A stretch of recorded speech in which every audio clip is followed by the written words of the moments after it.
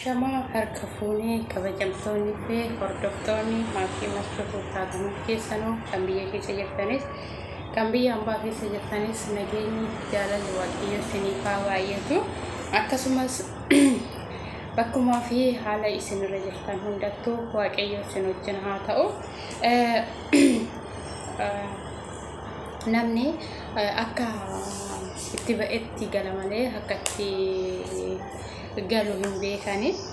Maaliif jennaani dhugaa baay'ee yeroo baay'ee ijoolleen keenya biyya ofiitirraa ba'anii biyya hambaa keessatti lubbuu ofii dhabaa jiru. Osoo lubbuudhaan jiran biyya hambaa keessatti akka nama maraatee ta'aa jiru. Dhugaa waaqayyo kana keessaa nama haa baasu.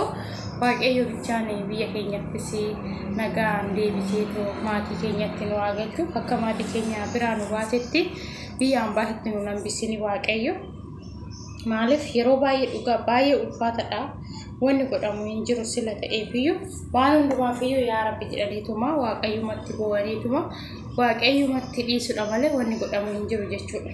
Maaliif dhugaa baay'ee ulfaataadha Rabbi. Baay'ee tokko ulfaataadha. Waaqayyo bichaan biyya keenya bichaa ga'ee jedheetuma biyya keenyaas nagaa buuse. Obboleewwan keenya akkuma nuyiitti hojiidhaaf jedhanii biyya ofii keessaa ba'anii biyya hambaa keessatti rakkinni garaagaraa irra gahaa jiran. Waaqayyo obboleewwan keenyafillee yaa araaramu. Akkuma nuyi hojiidhaaf jennee biyya keenya keessaa ba'anitti isaanillee hojiidhaaf jedhanii biyya ofii keessaa ba'an jechuudha. Sababa isaaniifiyyuu obboleewwan keenyallee waaqayyo bakka jiranitti bakka deemanitti isaan wajjin nuuf haa ta'u. Nuyi homaa gochuufillee hin dandeenyu. Haga dandeetti keenya haga humna keenya waaqayyo bichaa kadhachuudhaaf malee uumaa wanni nu goonu uumaa harka keenyas hin jiru kan. Amma fakkeenyaaf obboleetti keenya Suudii keessatti akkasitti waan jettee har'a akka nama waan nuti ta'aa jirtu kana jaalatteetii moti. Dhugaa waaqayyo jechuudha. Nan hojjetadha jettee biyya ishii keessaa baate biyya hambaa keessatti yoo akkana ta'an dhugaa baay'ee ulfaataadha Rabbi hin beekani. Waanuma argaa jirrullee hin beekani. Waaqayyo ga'ee jedheetuma bichaa biyya keenyaafis araara yaa buusu. Irra caalaa biyya keenya keessatti wanna ta'aa jiru arganii ijoolleen tamaarrattee biyya ofii galakkistee biyya hambaa keessa dhufaatu jirti. Gaafa dhufanii immoo biyya hambaa keessatti hojii jammaran hojii sun tasaakka ofii dhabanii yookiin karaa madaabitiin ta'a yookiin karaa biraatiin ta'a rakkinni garaagaraa irra gahaatu jira. Dhugaa baay'ee ulfaataadha. Waaqayyo bichaan kana ga'e jedhee biyya keenya araara yaa buusu. Obboleewwan koo akka amantii keessanitti musliimas taatan akka musliiminatii keessanitti ortodoksiis taatan akka ortodoksiitti dhugaa waaqayyo olii kadhadhaa. Maaliif lafa kanarra dhugaa waggaa 100 hin jiraannu haga jiraannu hin beeknu dhugaa waaqayyo jechuudha. Haga jiraannu hin beeknu. Biyaansi yoo guddate waggaa 70 akka namni amma waggaa 70 hin jiraatu jechuudha dhugaa. Oduu dhalatee isaa osoo hin argin dubartiin takka horumtee ishee osoo nagee haadha ilmaa taatee haadha intalaa taatee jedhu. Haadha intalaa taatee osoo ishee yookiin haadha ilmaa taatee ishee odoo nagee deeche bar mucaan ishee sun guddate bar mucaan ishee sun bar akkana jalaa ta'e mucoon ishee sun bar akkana taate dhugaa wanta akkanaatitu jira. Waaqayyo bichaan biyya keenya biyya nagaa biyya gammachuu bichaan nuuf haa godhu.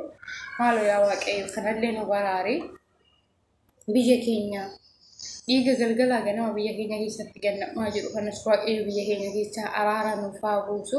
Obboleewwan koo biyya hambaa keessa jirtan hundi keessanuu dhugaa wantoota biyya keenya irratti ta'aa jiru laallee namoonni baay'een namoonni cannaqamaa jiru ni jira. Biyya keenyatti hin galama biyya hambaa keessatti hafna jennee warri yaadaa jiru ni jira. Sababa isaaniifiyyuu yaada qofaa miti waaqayyo kadhadhaa. Waaqayyo harka 100 keessaa nama tokkoof yookiin garaa laafee biyya keenya araara buusuu danda'a. Biyya keenyaaf nagaa kadhadhaa. Obboleewwan keenya immoo biyya ofiitirraa dhufanii biyya hambaa irratti rakkinni garaagaraa irra gahaa jiru. Kanas immoo isaaniifillee mee kadhannaa godhaafi isaaniifillee akka amantii keessaniitti kadhannaa godhaafi waaqayyo obboleewwan keenya nuuf haa tiisu waaqayyo obboleewwan keenyaaf nagaa nuuf haa godhu jedhaatame obboleewwan keenya waaqayyo kadhadhaa fi waaqayyo obboleewwan keenya nuuf haa eegu waaqayyo biyya keenya biyya nagaa nuuf haa godhu maatii keenya illee nuuf haa tiisu waaqayyo akka biyya keenya baanitti akka qilleessa irratti baanee qilleessa irratti biyyaan baay'ee nu hambisine waaqayyo nagaan biyya keenyatti deebisee nu haa galchu kan daa'ima qabnu daa'ima keenyatti kan galletti daarii godhachuu barbaadu ganaatti daarii godhachuu barbaadu ganaatti daarii isaa sanitti waaqayyo isaa haa galchu kan tidaarii godhatee yoo daa'ima hin godhatin biyya isaa keessaa bahee ganaasi galeen daa'ima godhadha jedhee hawwuuf waaqayyo immoo nama galee hawwii isaa san galmaan gaatu waaqayyo isaa naa taasisu jedhaatu obboleewwan keenya akka amantii keekkanitti waaqayyo olii kadhadhaa waaqayyo sin wajjin haa ta'u hunda keenya wajjiniin waaqayyo nu wajjin haa ta'u maaliif hundi keenya kan qabnu waaqayyo tokkicha bichaadha waaqayyo hunda keenya nu haa eegu waaqayyo hunda keenya wajjiniin haa ta'u akka biyya keenya baanetti biyya ambaa itti nu hambisine nagaan gammachuudha waaqayyo biyya keenyatti nu haa deebisu obboleettii keenyas immoo hojiidhaaf jettee biyya ishii keessaa baatee biyya ambaa keessatti akkana taatee harmeen ishii abbaan ishii obboleewwan ishii yookiin daa'ima qabdi ta'a daa'imti ishii sun dhugaa an beekan jaalallee yoo qabaatte inni dhimma isaatii moti inni takkaa boruu barata jechuudha onlaayiniidhaan garuu immoo haadha ishii abbaa ishii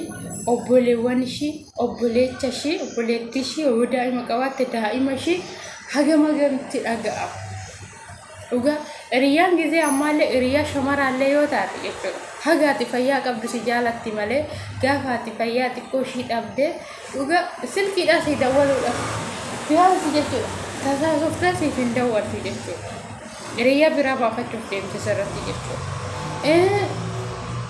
hiriyaa dhiirallee hoo ta'e jechuudha dhugaa yoo ati xiqqishuma ishii mataa si dhukkubee si arge si wajjin cannaqamuun barbaadu nama isa adarsattu yookiin nama isa wajjin haasoftee isa gammachiistu wayii barbaadachuu deema jechuudha maaliif ati kaadhibamtee jirta akka kaleechaa san hin jirtu ka akka kaleechaa sanitti wajjin dassitaadha wajjin haasoftu sababa saniifuu sababa sitti guura jechuudha xiqqishuma ishii ati mataan haa dhukkuba hoo jettee itti mattee inni maal si godha sababa sitti guura yookiin silkii sirratti cufaadha yookiin deebi'ee si dawwala siin jedha sababa saniifiyyuu waaqayyo bichaan obboleewwan keenya biyya isaanii keessaa ba'anii biyya ambaa keessatti tasaqaayaa jiran waaqayyo haadhaaf abbaa isaaniitti jedhee waaqayyo isaan amaaru waaqayyo bakka isaan deeman hundattuu isaan haa eegu hundi keenyayyuu nas taanaan sinis taanaan nama biraallee taanaan kan qabnu waaqayyo tokkicha bichaadha waaqayyo hunda keenyayyuu nu haa eegu akka biyya keenya baanetti waaqayyo biyya ambaa keessatti nu hambisine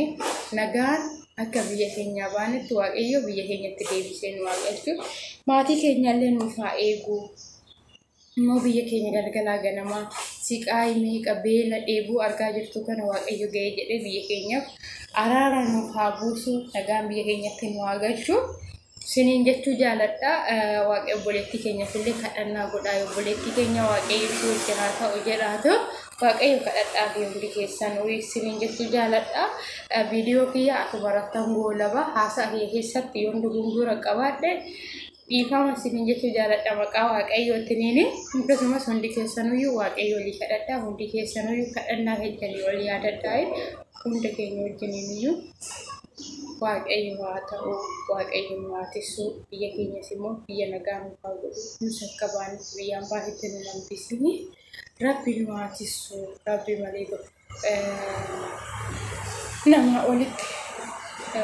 nama olitti waaqayyo tokkicha bichaa qabna nama hin sodaatina waaqayyo sodaadhaa waaqayyo keessaniif kadhannaa godha waaqayyo keessanitti bu'a waaqayyo isiniif waan hunda waaqayyo garaa nuun laafa sila ta'eefoo sinin jechuu jaaladha akkuma sinin jedhe haasawa keerratti dogongora qabaadhe dhiifama naa godhaa maqaa waaqayyootiin viidiyoon kiyya yoo daksin jedhe